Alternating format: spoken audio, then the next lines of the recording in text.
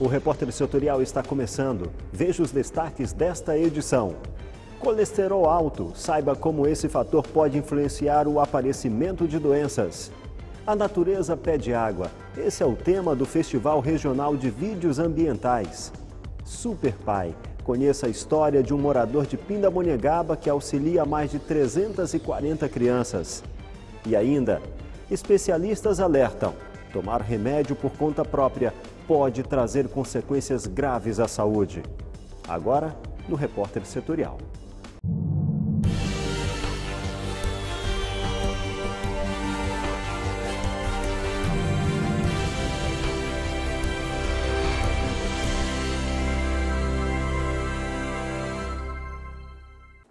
Boa noite. Os pais gostam de ser lembrados. Os filhos querem demonstrar o carinho e dar presentes. Para o comércio, o Dia dos Pais é uma data com oportunidades de crescimento. Mesmo com cenário de crise econômica, lojistas esperam um aumento de 5% nas vendas. A venda do comércio para o Dia dos Pais movimenta as lojas do setor masculino nesse final de semana. Apesar da tendência negativa vista em outras datas comemorativas que não tiveram bons resultados, empresários apostam em um aumento de 5% com relação ao mesmo período do ano passado. Os dados são do levantamento feito pelo Sincovat, Sindicato do Comércio Varejista de Taubaté e região. A pesquisa revelou também que o atual cenário econômico vem traduzindo uma baixa confiança do consumidor, ou seja, o brasileiro vai gastar menos com presentes esse ano. Segundo o levantamento, em 2014, o gasto médio para a compra de presentes no Dia dos Pais foi de R$ 80. A expectativa para este ano é que o valor não passe de R$ 65. Para atrair clientes e aumentar as vendas, muitos lojistas apostam nas liquidações, principalmente no setor de vestuários e calçados, que estão na lista dos itens mais procurados. A taxa de desemprego no Brasil subiu e chegou a 8% nos primeiros meses do ano. Uma das saídas para quem não quer ficar fora do mercado de trabalho é abrir o seu próprio negócio. Mas fazer investimento e empreender precisa de alguns cuidados. A psicóloga e professora Sabrina tentou permanecer com a loja de roupas, mas desistiu. Em 2013, ela montou o próprio negócio em local privilegiado. A crise econômica de agora a obrigou a vender a loja e adiar o sonho de ser empreendedora. Sabrina voltou a dar aulas. Porque o Brasil está com dificuldades, né? Então o crédito está muito reduzido e as pessoas realmente cortaram o supérfluo. E a minha loja era de roupas. E roupa é supérfluo.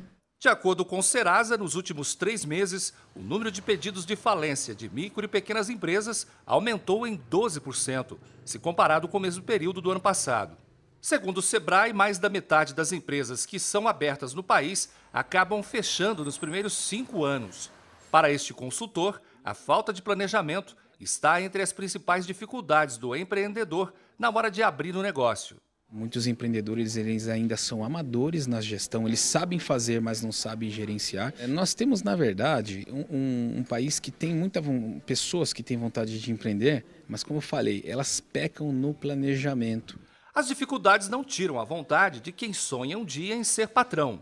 Pesquisas mostram que 3 de cada 4 brasileiros preferem ser donos do próprio negócio a ser funcionário. Segundo este advogado tributarista, a burocracia que aparece na hora de encerrar as atividades de uma empresa pode estar relacionada às dívidas que foram acumuladas durante o tempo em que permaneceu aberta, pendências que levam tempo para serem resolvidas.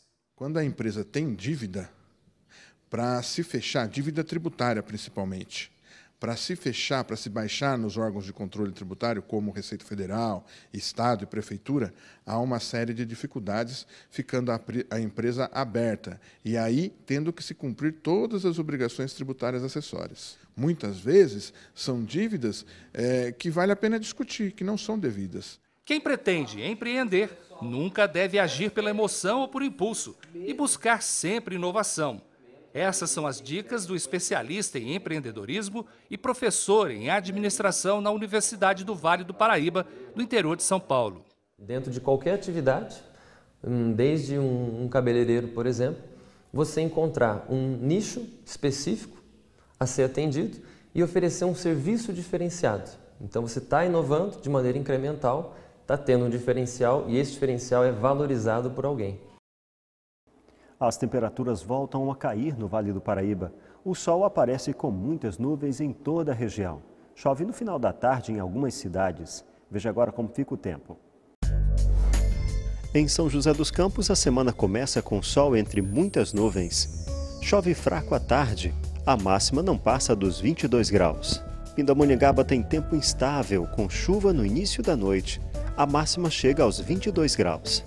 No litoral, o céu fica parcialmente nublado. Ubatuba tem máxima de 22, mínima de 16 graus. Em Lorena, faz frio nas primeiras horas do dia. As temperaturas variam entre mínima de 13, máxima 19 graus. O CIP, Centro de Inclusão Produtiva de Pindamonhangaba, oferece 300 vagas para cursos profissionalizantes gratuitos. As oportunidades estão distribuídas entre 10 cursos e as inscrições podem ser feitas até dia 15 de agosto. Os interessados podem se inscrever em modalidades ligadas à informática, edição de vídeos e rotinas administrativas. Os candidatos devem se matricular no CIP ou pelo site da Prefeitura. Para a inscrição é necessário apenas apresentar o RG. As atividades são oferecidas para os moradores com idade acima dos 9 anos. Em São José dos Campos acontece o 2º Festival Regional de Vídeos Ambientais. O evento conta com projetos audiovisuais produzidos por candidatos que tentam sensibilizar sobre a importância do meio ambiente. A edição desse ano traz o tema A Natureza Pede Água. O educador ambiental Luciano Machado falou com Everton Tavares.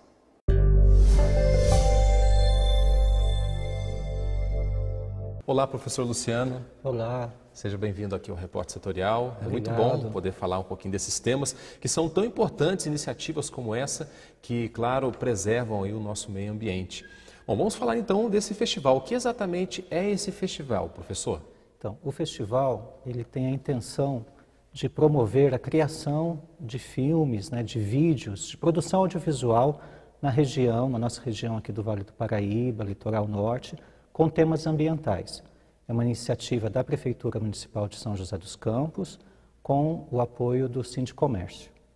Sim, e como que as pessoas fazem para poder participar? Porque tem muitas pessoas que às vezes são criativas e querem até saber como funciona mais esses vídeos. Tem até um site que a pessoa pode conferir o que aconteceu no ano passado, não é isso? Isso.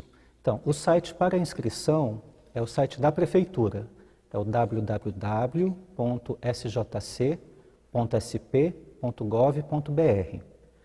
E nós temos também um site no YouTube, é o canal Semeia SJC. E lá nós podemos, as pessoas podem ver os filmes que foram concorrentes no primeiro Festival Regional de Vídeos Ambientais. E como que surgiu essa ideia? Porque fazer vídeos não é um trabalho muito fácil. A gente que trabalha na televisão, a gente sabe que existe uma estrutura muito grande para isso. Uhum. E como que surgiu essa ideia de começar a fazer um festival de vídeos ligados ao meio ambiente? Em 2010, nós começamos um trabalho com alunos da rede pública de São José dos Campos, com um programa chamado Revitalização de Nascentes. E nós introduzimos a educomunicação, que tem o princípio de trabalhar as linguagens da comunicação com os jovens, e utilizar disso como ferramenta, como meio para a educação. Então, é educomunicação, educação e comunicação. E nós escolhemos o audiovisual, por ser vamos dizer assim, um meio que atinge de uma forma mais ampla as pessoas. Então, ela trabalha com várias, vamos dizer, várias formas que atinge melhor. Então, trabalha com imagens em movimento, com som. Então, o audiovisual é uma ferramenta que abrange todos os sentidos. E daí, a gente entende que o audiovisual ele pode, a partir de todas essas questões que eu comentei, atingir as pessoas, impactando as pessoas para que elas se mobilizem em relação ao meio ambiente. Então, lá em 2010, nós fizemos esse trabalho com a rede municipal de São José dos Campos e nós promovemos uma formação com professores e os alunos para que eles produzissem vídeos de até 5 minutos sobre o programa Revitalização de Nascentes. E daí foi uma ideia que deu muito certo, né? Os alunos, você percebe assim que existe uma motivação muito grande da parte deles. Hoje, né, os meios tecnológicos estão muito mais acessíveis, né? Então, você pode filmar até mesmo com uma câmera de celular, né? Com uma câmera fotográfica. Isso é uma forma de comunicação muito interessante, né, professor? Como você mesmo disse, impacta as pessoas. E eu queria convidar você que está assistindo o nosso programa para poder conferir o que aconteceu no último festival. Você vai conferir agora um vídeo, inclusive foi o vídeo vencedor, para você até, quem sabe, já ir pensando de uma forma criativa de como você participar deste festival. Veja. Essa era a estrada principal, né, que ia ao Rio de Janeiro. Depois que veio a Dutra. Com certeza teria sido um ponto de descanso, não só dos tropeiros, mas dos antigos, Dom Pedro, todas as pessoas da época do rei de Portugal, que quando veio para o Brasil, foi através dessa estrada que eles iam de São Paulo para o Rio. Muito bem, você acompanhou aí um trechinho do vídeo campeão do último festival que teve. Esse ano o tema é A Natureza Pede Água. Professor, por que vocês escolheram esse tema? Então, nós estamos vivenciando, né, uma crise hídrica, né, na região sudeste, em especial aqui no nosso estado de São Paulo. Sim. Então, frente a essa crise, a gente colocou esse tema para que as pessoas possam pensar mais, né, conhecer mais, né, o que envolve, né, essa questão da crise hídrica. Analisando hoje, professor, o aspecto ambiental da nossa região, Vale do Paraíba, você acredita, professor, que esse vídeo é uma iniciativa interessante para poder contribuir para a situação ambiental da nossa região? Qual que é a sua avaliação? Sim. Nós acreditamos que a nossa região, ela tem aspectos ambientais muito importantes, né? Então, nós estamos aqui entre a Serra do Mar, né? A Serra do Mar e a Serra da Mantiqueira. Nós temos o Rio Paraíba, né? Que abastece todas as nossas cidades. Então, a gente precisa conhecer cada vez mais a própria região que a gente mora, né? A partir aí de todas as transformações que foram ocorrendo nela, né? Quais os impactos que nós, que moramos, né, nessa região, fazemos, né, em relação ao meio ambiente. E o vídeo, né, o audiovisual pode contribuir na compreensão desses impactos que nós provocamos. Né? Então você que está aí nos assistindo, você pode acompanhar mais informações do segundo Festival de Vídeos Ambientais aqui através desse site que está aparecendo aí no seu vídeo, tá bom? Muito obrigado, professor Luciano Machado, educador ambiental, conversou aqui com a gente sobre o segundo Festival de Vídeos Ambientais. Muito obrigado. Nós que agradecemos. Obrigado, Everton. Ainda falando sobre meio ambiente, de acordo com a Conferência da Organização das Nações Unidas, o desenvolvimento sustentável é um assunto para ser entendido de forma global. E esse é o tema do comentário do advogado Alex Carneiro.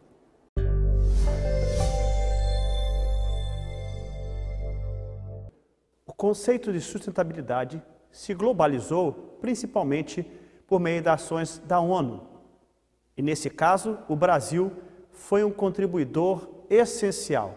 Desde a ECO 92, que toda a questão de sustentabilidade passou a ser discutida de maneira mundial. Esse fórum foi um fórum muito importante, porque trouxe para nós dois aspectos essenciais. O primeiro ligado à ecoeficiência, a visão que todas as pessoas que produzem devem ter quanto às suas atividades.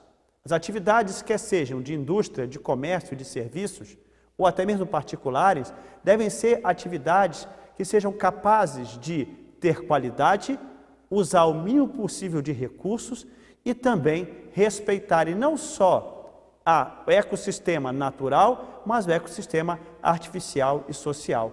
Outro aspecto importante, junto com a ecoeficiência, foi o conceito de mundialidade do cuidado com o meio ambiente. Hoje, já não podemos pensar mais na questão ambiental simplesmente como um aspecto doméstico, simplesmente como um aspecto dentro dos nossos muros. As empresas, inclusive, que trabalham com Comex, com o comércio exterior, precisam tomar cuidado, porque se não estiverem preparadas, se não tiverem ecoeficiência, não conseguirão mundialmente se estabelecer.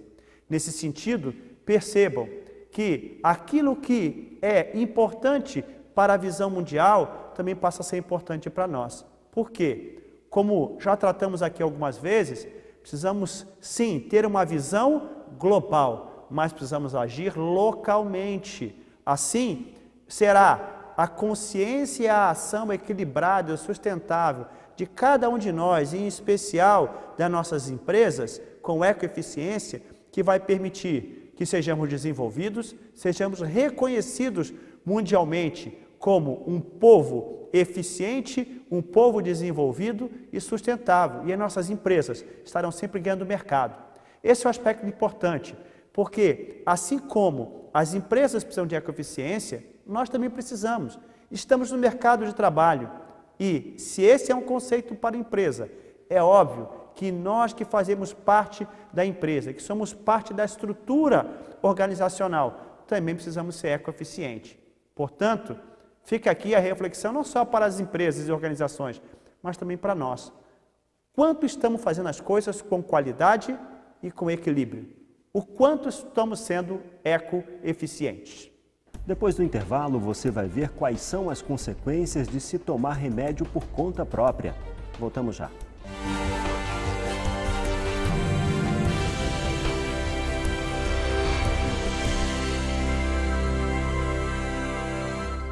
Pontualidade e mais informação. Passam por aqui mais de 220 mil veículos. Repórter Setorial. O seu jornal na TV e na internet. Precisão e mais inclusão social. Credibilidade e mais cobertura. Todos os decretos criados na Câmara dos Vereadores vêm parar aqui na Prefeitura. Imparcial e mais dinâmico. Por ano, pelo menos 10 milhões de pessoas passam pela cidade.